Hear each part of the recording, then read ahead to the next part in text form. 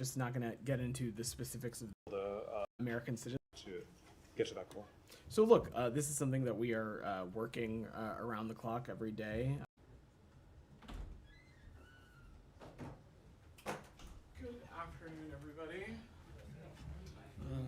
I don't have anything off the top today. So Sean, do you want to kick us off? Sure, nothing. Well, can we start maybe broadly about where things stand in the Middle East, particularly with the ceasefire talks, that the idea of having talks on the 15th. Where does that stand? Are you confident that talks can take place? What is the U.S. trying to do to get to that goal? So look, this is something that we are working around the clock every day. You saw the statement that was put out trilaterally at the tail end of last week from President Biden, President Sisi, and the Emir of Qatar. So this is something that we think, for all the reasons I've talked about before, is just so vitally important to the region. First and foremost, it is time for the remaining hostages to be returned home, and that includes, of course, American citizens. It's also has the potential to bring about much needed relief to the people of Gaza, and so that's what's at the table, and that's what's at stake, and that's what we'll continue to work towards. But as it relates to the negotiations, Sean, and status and where things stand, I'm just not going to get into the specifics of the process, just given sensitivities and wanting to see this process play out. Well, not to get too much into the specifics, Yeah. but for example, there is I'm sure you saw the New York Times report today about the Israeli negotiating position, saying that some demands made in recent weeks, for example, the Philadelphia corridor, the border with Egypt, that Israel has demanded to have control of that. Do you think that both sides actually want a truce and are ready to make some compromises to get there? So look, Sean, again, I'm just not going to get into the specifics of the negotiation process. That certainly would not be helpful from up here, and it would not helpful to a sensitive process. On whatever the reporting that is out there, Sean, I've seen those reports, and I'm certainly not going to get into alleged documents or comment on private diplomatic conversations. I'll also say that, the media says a lot of things, government officials say a lot of things. What I can say from the U.S. perspective is that we are so clearly committed to this because we think it is in the vital interest of the region.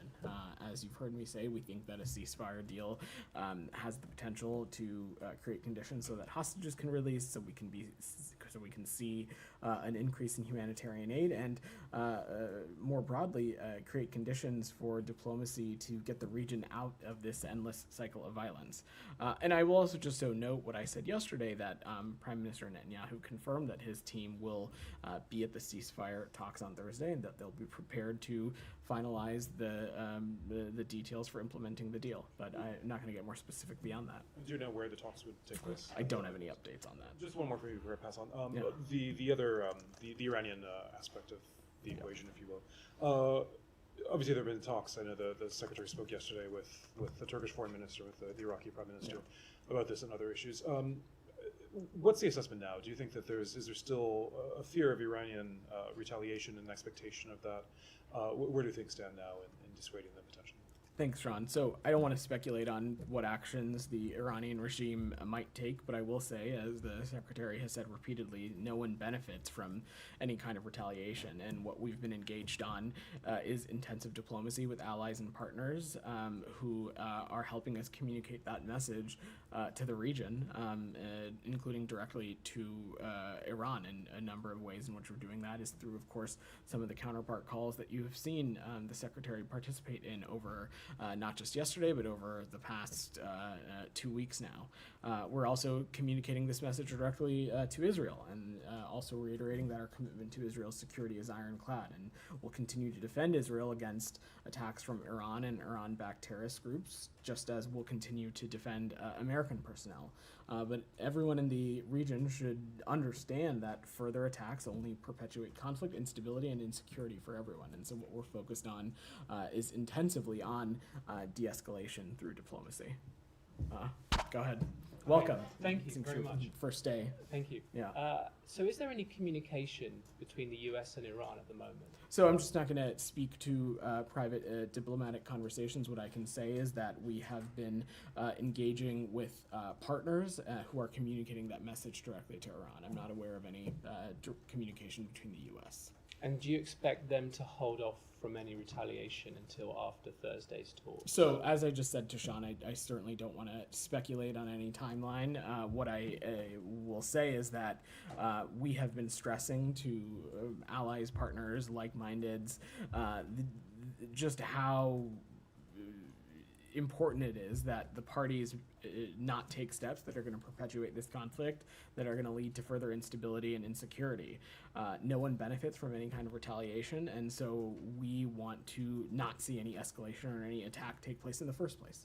And you expect Hamas to be there? So we've seen the reports of what they have said as it relates to their participation. Our partners in Qatar have assured us that they will work to have Hamas represented. As I just said to Sean, it is far time for Hamas to release the remaining hostages, including the American citizens. But broadly, we fully expect these talks to move forward as they should.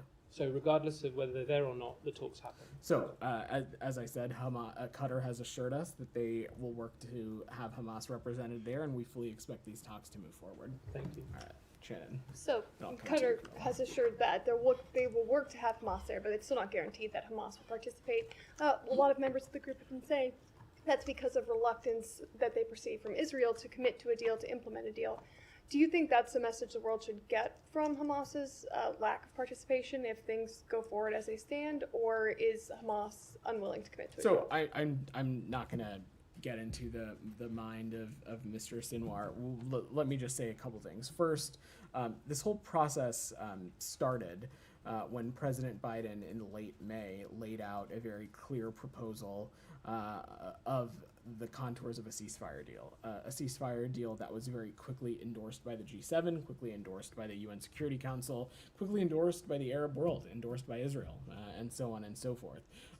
We continue to believe that a ceasefire proposal in lines with that is achievable, and that's exactly why you saw President Biden, President Sisi, and the Qatari Emir put out that trilateral statement last week. It is imperative that these talks continue, that we get this process across the finish line because of what we believe it can achieve when it comes to the hostages being released, when it comes to humanitarian aid, and when it comes to greater diplomacy for the region. And I will just note again that in light of that trilateral statement, Prime Minister Netanyahu quickly confirmed that his team will be at the ceasefire talks on Thursday, and that they'll be prepared to finalize the deals for implementing this. And simultaneously, our Qatari partners have assured us that they are working to ensure that there is Hamas representation as well. So we'll let this process play out, but we fully expect these talks to move forward as they should. And on the anticipated Iranian attack on Israel, do you still see a broad level of support among the coalition of particularly Middle Eastern countries that helped defend Israel in April, or do you think that has waned at this point? So I'm certainly not going to speak to other countries' efforts and how they might be adjusting or not adjusting any security posture they're taking.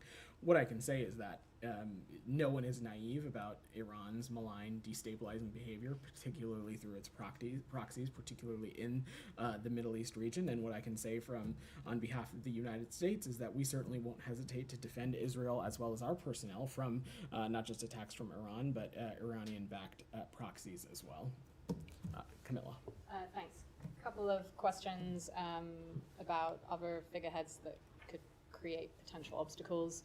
Wall Street Journal reported that Sinwar had said through Arab mediators that if Israel's serious about negotiations and wants Hamas to participate in this week's talks, then they need to stop all military operations in Gaza. As you know, Hamas have made Sinwar their head of their political bureau, whatever that means. Are you guys taking what he says seriously? Do you see what he says as just bluster, or is it potential to does he have any kind of potential to stop Hamas's participation? How should we read this? So, you saw the secretary speak to this last week in Annapolis with the appointment of Mr. Sinwar as Hamas's political bureau chief. From our point of view, that designation didn't change anything. Over the course of this whole process, over the course of this whole conflict, it has been clear to everyone that Mr. Sinwar continues to be the decision maker. And when it comes to the future of the Palestinian people, when it comes to the ability to alleviate some of the suffering and to alleviate some of the dire situations that we're seeing in the Gaza Strip, ultimately that is also up to Mr. Sinwar. In response to the trilateral statement that was put out last week, the Israelis have confirmed that they will have a team present ready to continue and carry forward these talks. It is imperative that Hamas do the same, because it is far time for these hostages to be released and to bring relief to the people of Gaza. And we fully expect these talks to move forward. As I said just a moment ago, our Qatari partners are also working to ensure that there is Hamas representation, and I will let the process play out. Okay, thank you. And then on Israel, you guys have a lot at stake all the time in the region, particularly this week.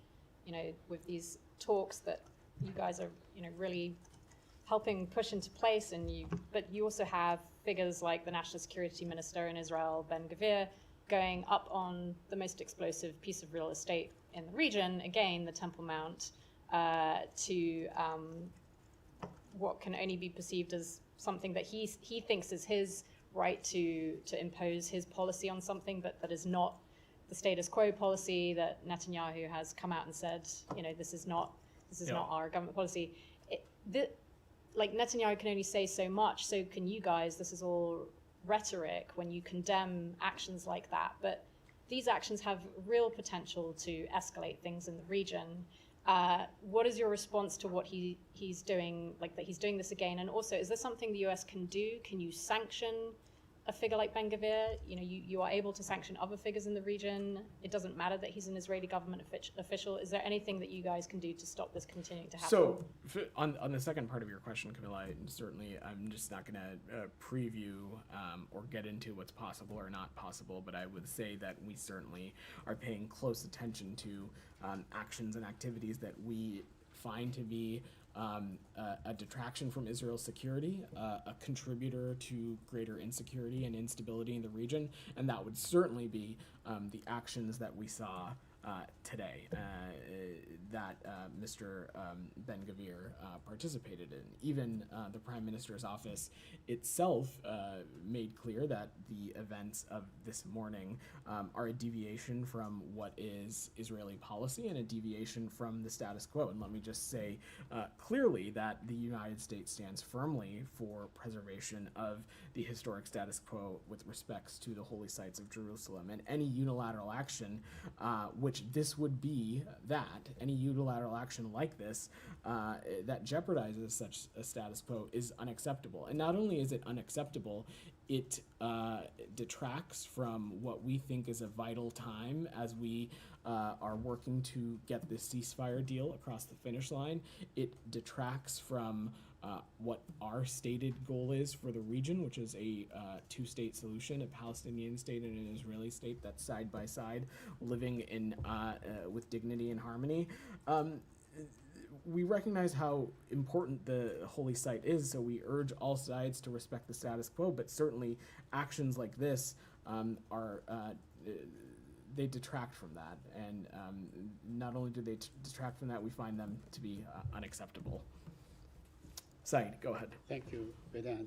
First, on the Secretary's trip, what does he hope to achieve this time around that he was not able to achieve in the past 8 trips? Well, Said, I don't have any travel for Secretary Blinken to preview at the moment. What I can say is that as it relates to the Middle East region, the Secretary is laserly focused and engaged on the region through calls with his counterparts, through calls with other leaders. He has been working the phones for the past number of weeks, continuing to echo the same message, which is we are close to getting this ceasefire deal across the finish line. It is vital for the release of the remaining hostages, including American citizens. It is vital for a surge in humanitarian assistance, which we believe will help alleviate the suffering that we're seeing in Gaza.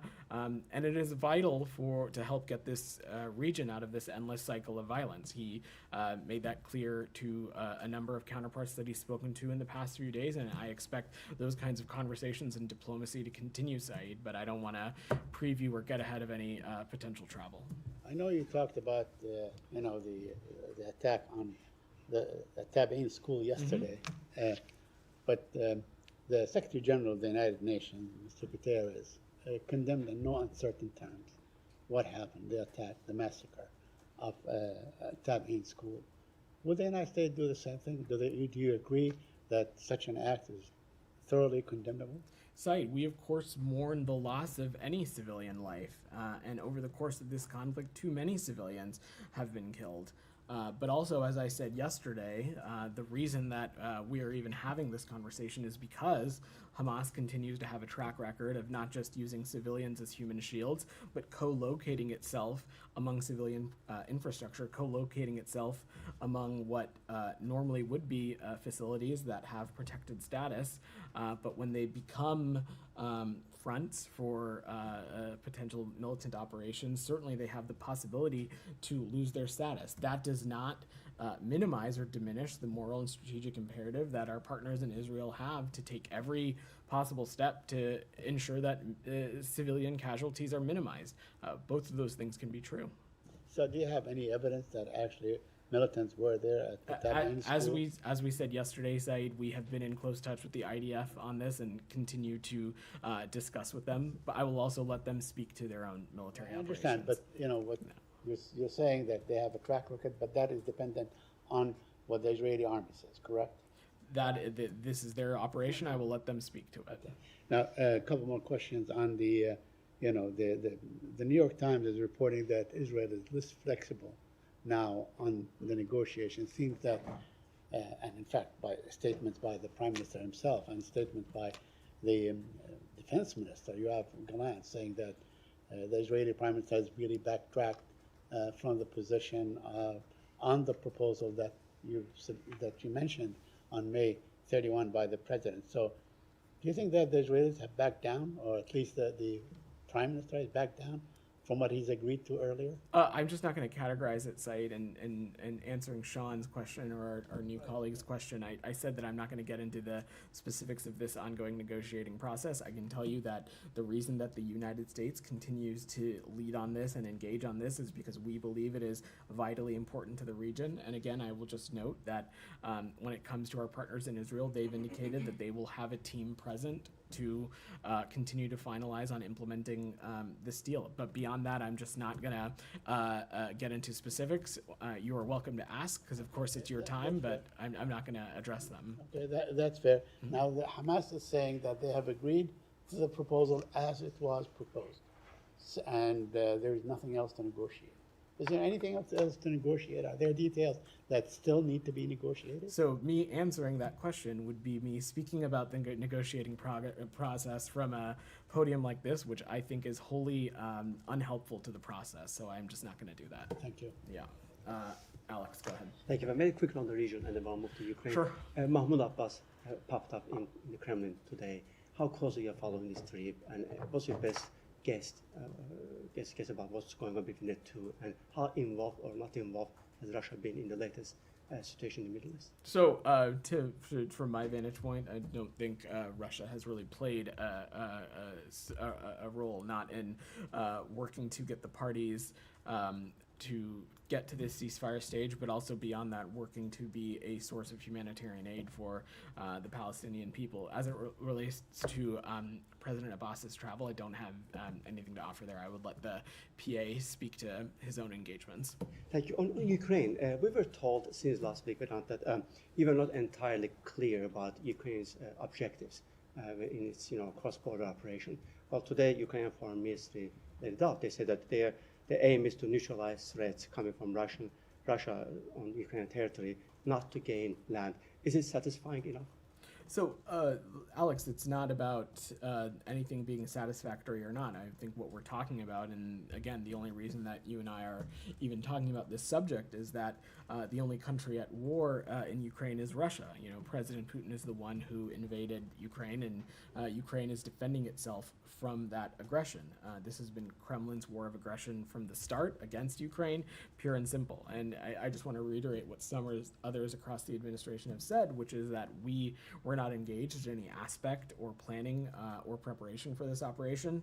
I will let the Ukrainian military speak to their own operations, but our role and what we are focused on is supporting Ukraine be able to defend itself, which we believe is common sense, especially when it comes to defending itself against attacks or operations that may be immediately across the border. And so we will remain focused on ensuring that our Ukrainian partners have what they need to do that. There are reports that Putin pulled out from Ukraine today, basically to focus on homeland. Are you in a position to verify this? I'm just not going to speak to specific operational updates, Alex. On this, President Zelensky called on the bird to react to the latest situation in Zaporozhye. We have seen the video how Russian occupiers are turning fire in the area. Do you have any reaction? So, I mean, Alex, I think you and I have been talking about this, for who knows how many months now. But as I said in 2022 and 2023, any kind of violent military kinetic activity so close to a nuclear power plant certainly not only is it dangerous, but it creates the potential for enhanced risk, and that's something we certainly don't want to see. Now, I have one more in Iran, if I may. We have seen the mass. You got four. I promise I'll come back final to you. one. Okay. Please come back to me. Okay. Nike, go ahead. Thank you. If we may switch to public health emergency, Sure. given the multinational outbreak of monkeypox, does the State Department has any plan to update its travel advisory with the new information? And what is the U.S. Message to travelers? So I don't have any updates on travel advisories, Nike, but we are tracking closely on the spread of Mpox in Central Africa. We are pleased to see international leadership in this area. This year, I will note the United States has provided more than $17 million beyond our regularly programmed health assistance to support Mpox preparedness and response efforts in Central and Eastern Africa. We've been collaborating with partners to build capacities to combat infectious diseases, including Mpox, but also HIV, tuberculosis, malaria, and Ebola, and that line of effort has been continuing for more than 20 years. We are in close coordination with the governments of the DRC and other affected countries. We're also in close engagement with the WHO, the Africa CDC, and other entities. Thank you. And a quick follow-up on Sudan peace talk. Yeah. Do you have any update? Should we expect any virtual talks from SAF? So in terms of format, Nike, I'm not in a place to speak to that. Unfortunately, though, the SAF yet have not agreed to participate in talks in Switzerland. We are disappointed that that is causing a delay of beginning talks with both parties participating, but these talks will continue. We expect them to move forward. In the Jeddah Declaration, both the SAF and the RSF committed to expanded discussion to achieve a permanent cessation of hostilities, and I know that is what Special Envoy Perriello, Special Envoy Hammer are hoping to see come out of this as well. Thank you. Go ahead. Thank you, Vedant. Yeah. I know you've been asked about the Iranian aspect in the negotiations. Today, there were reports that the Iranian may send a delegation to the negotiations. They disputed that, but were they offered to be on the table of the negotiations? So I'm just not going to speak to the specifics of the negotiation process.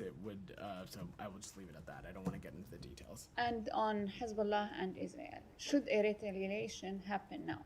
If I know you are trying very hard to avoid an escalation, but if there is a response from Hezbollah, do you have a sense that Hezbollah or Israel understand the red lines, at least to not go on a wide scale war? We are taking every possible effort to ensure that all relevant actors understand that any kind of activity that we think is going to cause further instability, insecurity, cause further escalation is wholly unhelpful, certainly at a time like this. I will also just note, though, that we, of course, stand ready to defend our partners in Israel and defend them from attacks from either Iran or Iranian proxies, but we are working around the clock. Secretary Blinken is, through engagement, through diplomacy, to try and de-escalate and try to ensure that something doesn't happen. But this is a process that we're working around the clock. One more question on Sudan. What outcome are you, aiming to achieve if the Sudanese army aren't on the table? So look, these talks will go forward without them. It is our hope that maybe they have a change in decision and they find a way to have a representative in Switzerland. We certainly would welcome that, but again, the ultimate goal here continues to be a cessation of hostilities nationwide. Thank you. DR, go ahead. Thank you, Vedan. Yeah. Going back to Secretary Blinken's phone call with the Iraqi Prime Minister. So was this call just to talk about concerns over the Iranian-backed groups in Iraq to attack the U.S. forces, or does the Secretary Blinken send any message to Iran through the Iraqi Prime Minister as they are enjoying a very good relations with Tehran? So the message was pretty clear in the readout. I don't have to get more. I don't have more specifics to offer than that. They spoke about a number of issues, including issues affecting the region, and a commitment that they both shared to doing whatever possible to send clear messages about de-escalation and not wanting to see any kind of conflict or violence spread or grow out of hand. And then last time when Secretary Blinken spoke with the Iraqi Prime Minister, they were discussing the protection of the U.S. forces in Iraq. But in less than 24 hours, the Iraqi militia groups attacked the U.S. forces in Iraq and injured 7 U.S. personnel in Al-Assad base. So do you trust the Iraqi government that they have the power to rein the militia groups to not attack the U.S. forces? Has the Secretary Blinken and the State Department shared this concern with the Iraqi government? So, look, first, let me just say broadly that, of course, we continue to believe that that the Iraqi government is a important partner in the region. But as we have said a number of times before, that they also have a role to play in helping hold, I should say, some of these malign proxy groups accountable. I will also just note that when it comes to the United States, we certainly won't hesitate to take appropriate action to hold those to account who may put our personnel in harm's way. Yeah, go ahead. Thank you. Yeah. I have a question on South Asia, but before that I have one on the deadliest Israeli airstrike on Gaza. You talk about this in detail and express your concerns, but at the same time it looks like you're also supporting the slaughter of innocents in the name of self-defense. New polls show that majority of Americans, especially the young Americans, disapprove Israeli actions in Gaza. How do you explain this to Americans? Because their taxpayers' money, U.S. government is providing bombs, small arms, and other forms of aid to Israel. So, and secondly, sir, how would you define the current policy of this administration, which is like keep expressing concerns and keep providing bombs? So first, I think I would just reject the overall premise of that question. I could not disagree with it more. Let me just be very clear. Any number above 0 of civilian lives lost is wholly unacceptable to us. It is deeply, deeply troubling and unfortunate that we find ourselves in a scenario where we have a belligerent like Hamas that continues to use civilians as human shields, that continues to utilize civilian infrastructure and what should be protected facilities as safe haven. But that does not minimize the strategic and moral imperative that Israel has to minimize those civilian casualties. And this is something that we take incredibly seriously. And when it comes to the use of our security articles, the State Department pays close attention and is reviewing very closely potential reports of alleged international human rights law and gross human rights violations through the various existing policies that we have at our disposal, which I've spent a lot of time up here talking about them, as Matt has. Examples include the Lehi-Veti Forum, for example, guidance that is detailed under the U.S. conventional arms transfer policy, reviewing credible reports of civilian harm potentially caused by U.S. origin end items through the CHURG process, and other designations and actions that we have at our disposal. And we'll continue that line of effort. The former Bangladeshi Prime Minister Sheikh Hasina accused the United States of orchestrating mass protests that led to her ouster after weeks of violence. Do you have any comment on that? That's laughable. Any implication that the United States was involved in Sheikh Hasina's resignation is absolutely false. We have seen a lot of disinformation in recent weeks, and we remained incredibly committed to strengthening information integrity across the digital ecosystem, especially with our partners in South Asia. Go ahead, in the back. Yeah. Thank you. No, you, right, yeah. Sorry. Yeah. So yesterday, Secretary Blinken spoke to the foreign minister of Colombia. How are the efforts advancing? As we know, it's supposed to be a call between Maduro and the presidents of Colombia, Venezuela, and Brazil. That hasn't happened. It's supposed to happen this week. What are the advancements on that relationship that is being formed as a region? So I think first, one of the key things that the Secretary spoke about with the Foreign Minister was the topic of what we are currently seeing play out in Venezuela. And so 2 weeks after the elections in Venezuela, it has become abundantly clear, not just to the majority of Venezuelans, but the United States and a growing number of other countries, that Edmundo Gonzalez Urrutia received the most votes on July 28th, and Nicolas Maduro must accept it. More than 80% of the voting tally sheets published by civil society and the opposition and corroborated by independent observers, including the Carter Center, indicate that he received the most votes by an insurmountable margin. And so what we are focused on, the U.S. along with other international partners, including countries like Brazil, Colombia, Mexico, have called for transparency and called for the release of detailed vote tallies. And we urge Venezuelan parties to begin discussions to a peaceful transition back to democratic norms. And during the call, they talked about the role of the OAS, and as your statement reads, they wanted the region to speak with one voice and have the OAS as a central group. Is that possible? The foreign minister of Colombia released a statement just a few hours ago in which he says that he made clear the position of Colombia on the OAS, and we know that during the vote, the U.S.-led resolution with Uruguay and other countries failed to pass with 17 votes, and Colombia actually abstained. Is it possible to go back to the OAS to have a conversation? That is certainly that is our hope, and that is our goal, and that's what we hope to use the OAS as a. Final, go ahead. Just Haiti. Okay, go ahead. During the call, it was also Haiti. What is the role that Colombia will play? According to the foreign minister, they offer to help the United States in their efforts to stabilize Haiti. So I don't have any specifics to share beyond the readout. Look, Haiti continues to face dire insecurity, and certainly any country willing to play a productive role in helping with that would certainly be a welcome thing, but I will let the Colombians speak to their own engagement. Prime, go ahead. Thank you, Bill. Yeah.